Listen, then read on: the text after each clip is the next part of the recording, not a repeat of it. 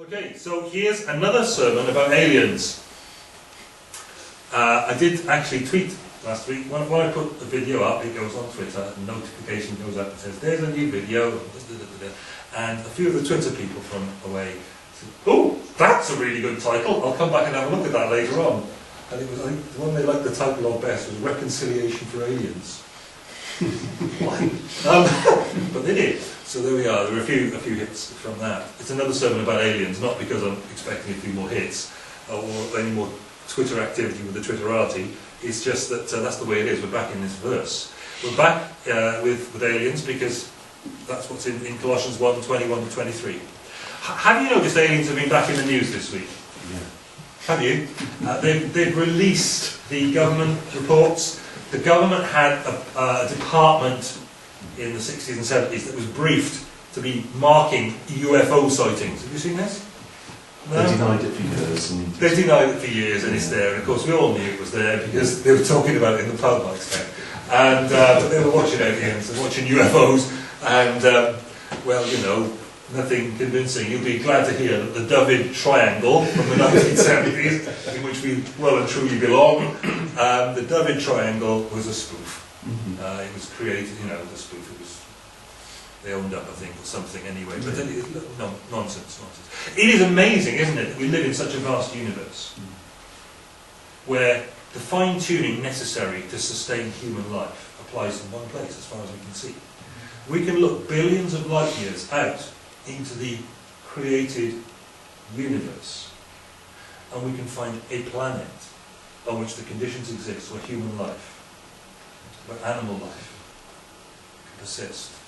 It's quite astounding. It's natural enough, isn't it, for people to be setting up organisations like SETI, you know, the Search for Extraterrestrial Intelligence, to be searching for life forms elsewhere in the universe, because surely, in a place as big as this, but actually, so far, what we know is that God has made this. And of course, they're looking in the wrong place for aliens. They should be looking in Llandailo. Now, and that's not because Llandailo is not a great place. It's a great place to be, isn't it?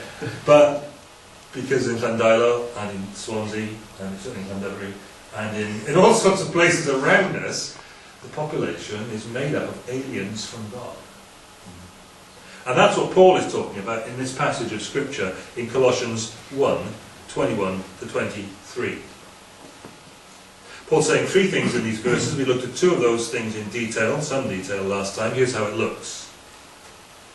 First of all, once you were alienated from God, you, says Paul, to these Colossian Christians, now respectable believers, okay, people sitting in church on Sunday, you were once alienated from God and were enemies in your minds because of your evil behaviour. It was your evil behaviour that you wouldn't let go of that conditioned the way you were going to think. But now, He, God, has reconciled you by Christ's physical body through death. You were alienated, He's reconciled you to present you holy in His sight, without blemish, free from accusation. If you continue in your faith, and we're there today, we're on that third one. If you continue in your faith, established and firm, and do not move from the hope held out in the gospel. This is the gospel you heard that's been proclaimed to every creature under heaven, and of which I, Paul, have become a servant. Well, okay. How does this follow on from what's gone before, this verse we're looking at today? There was that idea of alienation. Once you're alienated from God. Alienation amounting to the loss of knowledge and contact and communication and intimate relationship. Alienation, the loss of that, leading to being enemies of God, heart enemies of God from the very core of your being because of your evil behaviour. Alienation it led to, and reconciliation had been achieved through Christ in their experience. Sin separates people from this holy God, of whom there's fair enough indication that He's there. The thing is, if we acknowledge that He's there, then there's His holiness to contend with. His holiness is going to be there, and sin is going to have to be addressed for us to have knowledge, contact, communication and relationship with Him. To be reconciled.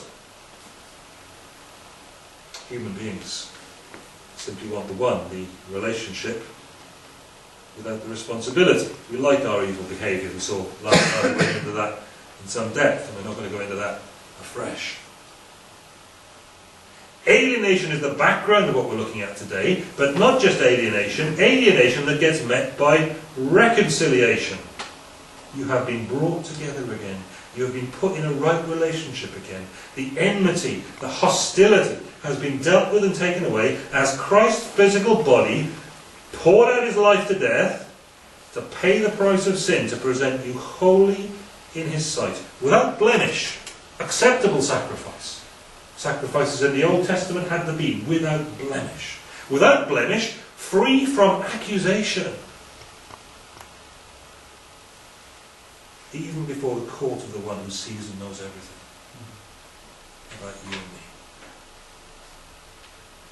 Free from accusation because of Christ's physical death on the cross. So what he's done, says Paul, leaves us reconciled, free from accusation before him. And we said last time, didn't we, it ends up looking rather like this. The alienation gap between God and human beings, where the loss of knowledge, contact, communication and relationship have taken place and brought distance, a gulf between the two, reconciled by the cross of Christ. But as you'd expect, there's a very significant qualification that Paul puts in here, and here it comes.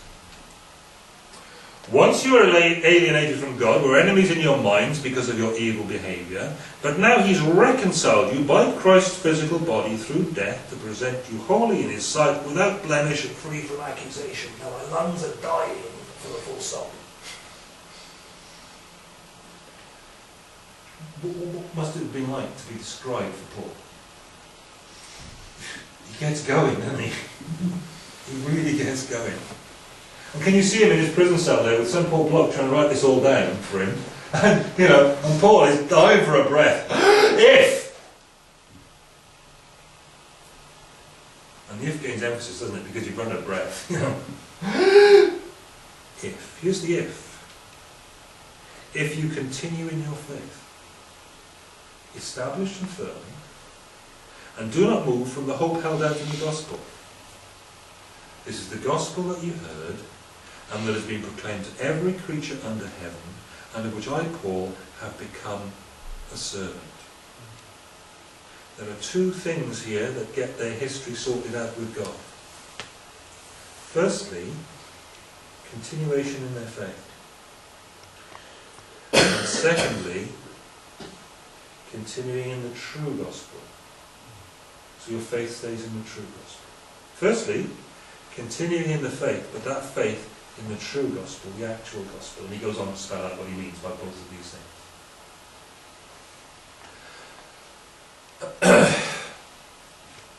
There are all sorts of people, of course, around the Colossians who are messing up what the true gospel is about, and that's probably why he emphasises that. And it's probably also why he emphasises continuing in that true faith. That's probably the background. What he's saying, though, against that background, is that personal continuation and perseverance matters. It really matters. And that gospel truth persevered in matters. Those are the two things. Those are the things that matter if you're going to be an alienated person who gets reconciled to God, with all the benefits that that brings.